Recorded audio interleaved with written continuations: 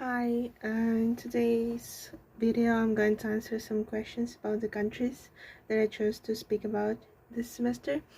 The countries I chose are Norway, Turkey, and New Zealand, which is kind of a random choice of mine. To start with the questions, first question is, what is the geography of countries like? And to answer that question, I'm going to start with Norway.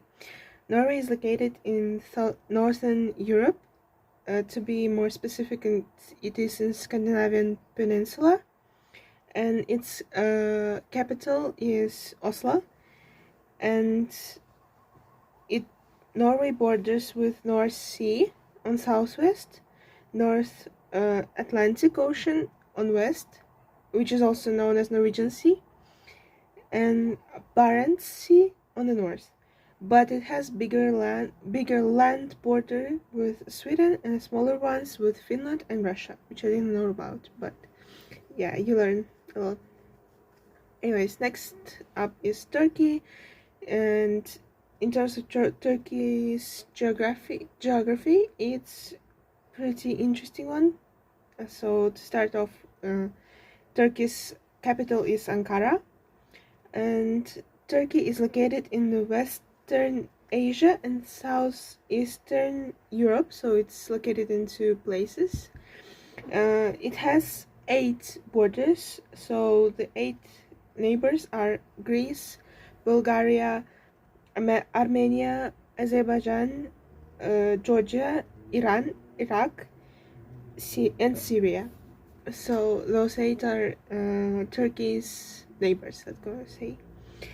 So New Zealand, with its capital Wellington, is another pretty interesting one. It is located in the South Pacific Ocean, and it consists of almost 600 islands. It is also the sixth largest island country in the world.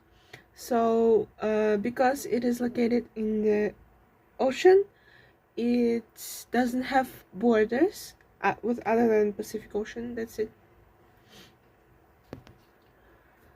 So the next question is, what is the country's history, or how long have they been a country? So Norway is in fact a kingdom, which was established in 872, and it was once the kingdom of Denmark - Norway. So it was Denmark and Norway were the same kingdom, and after that, for some time, it was also part of Sweden, Kingdom of Sweden, and now it's Kingdom of Norway. So that was interesting fact for me. So Turkey was an empire. It was kind of a big empire in Europe and Asia, but it was reformed into the Republic of Turkey in 1923, which is exactly 100 years ago. With the current capital, which is Ankara, if I remember correctly. I forgot the name of the city, I'm sorry. Yeah, Ankara. So, next up is New Zealand, which became a dominion in 1907, but gained statutory of the independence in 1947, so 4 years later. Yeah, that's it. So the third question is, what are some of the traditional foods and dishes in the countries? So in terms of this question, I chose the foods that I want to try, or I've heard about, or I think are going to be fun to talk about. So to start off with Norwegian food, I chose by the way, I also chose 3 foods, so 2 of them are main dishes and 1 of them is dessert. So Norwegian food, I chose farikal, which I'm not sure if I'm pronouncing it correctly, but anyways. It is a mutton and cabbage, or lamb and cabbage, and it's cooked in a special pot for a long time, and then it's tender. Also, it's said that this food is tender. I think it's pretty good. Yeah. So the next one is raspeball, which are potato dumplings. I mean, I like potato and I like dumplings, so I think it's going to be good. And last but not least, I saw lots of articles that talked about this, which are waffles, waffler, which are waffles. I'm not sure if I'm pronouncing it correctly, but I'm sorry. And I would love to try Norwegian waffles because I heard they're really good, and lots of articles actually talk about the fact that Norwegian waffles are good. And if you were in Norwegian and didn't try in Norway and didn't try waffles, you haven't been in Norway really. So yeah. Next is Turkey, and fun fact about that is about Turkish food is that it has lots of similarities with Uzbek food, which I'm used to because I was born there and raised there. And I wanted to like kind of try Turkish foods that are similar to Uzbek foods, which is doner. It's kind of a kebab in wrap, so uh, meat and some vegetables. Typically in Uzbekistan, those are like cabbage and tomatoes, and maybe sometimes pickles or something like that, and sauce in bread. So it's like a burger or something similar to that one. And then we have dolma, which are vegetables filled with meat and rice, but you can change meat into something else. So, for example, if you're doing dolma with paprika, you can fill paprika with like something that is used instead of meat, so vegetarian meat or something else, and rice. In Uzbekistan, we mostly do them with paprika or cabbage, but there are also like grape leaves and something like that, which is also good.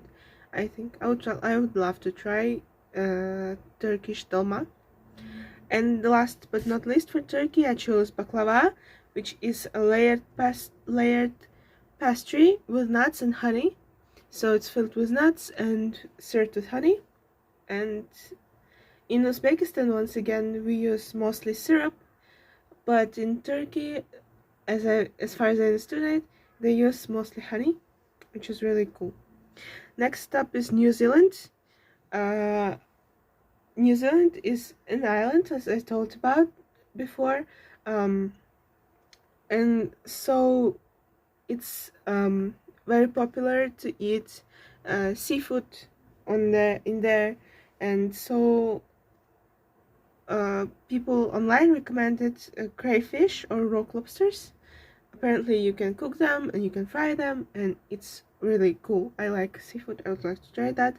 Then we have green-lipped mussels, which are also cooked on fire, and it just sounded fun.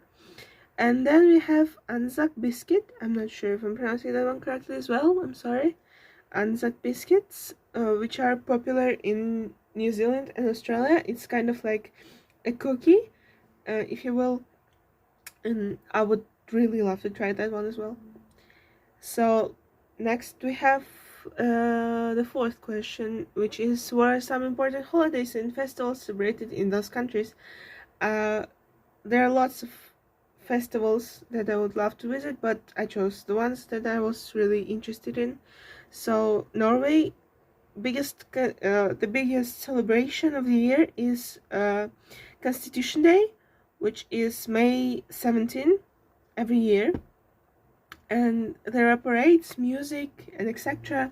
And I think it is really fun because I saw like one TV show, Norwegian TV show called Ragnarok, and it had an episode where they were celebrating the Constitution Day, and it was really cool. I would really like to see that one as so next is Turkey, which is a Muslim country, and so just like Norwegian with more like religious holidays, Turkey also celebrates Muslim religious Islam religious holidays, which and biggest one is Ramadan or Ramazan, which is time, like a month in a year when you shouldn't eat and should pray a lot. Like you cannot eat during the day, and you can eat before the sun up and after the sun's down. So like in morning and evenings you can eat, and they celebrate that. And then we have Istanbul Tulip Festival, which is just a really pretty festival. I'd love to visit that one. Last but not least for this question, we have New Zealand, which is also celebrating lots of Christian holidays, so the Christmas and stuff like that. And I think it's because of the Europeans that lived on New Zealand for a long time and stuff like that, but it's historical, so I'm not going to get into that one. So however, there are native festivals that are going on all year round, which are called Maori Kai festivals, which is a chain of festivals. Essentially, it goes across all of the islands. So yeah, that's a big thing, a big festival for New Zealand. I would love to visit that one as well. So last but not least, the question number 5 is what are some interesting facts about the countries that most people might not know?